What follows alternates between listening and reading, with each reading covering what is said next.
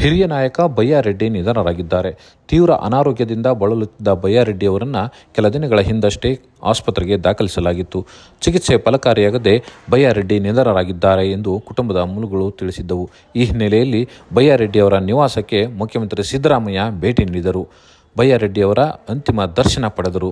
ಜೊತೆಗೆ ಇದೇ ಸಮಯದಲ್ಲಿ ಅವರ ಕುಟುಂಬ ಸದಸ್ಯರಿಗೆ ಸಾಂತ್ವನ ಹೇಳಿದರು.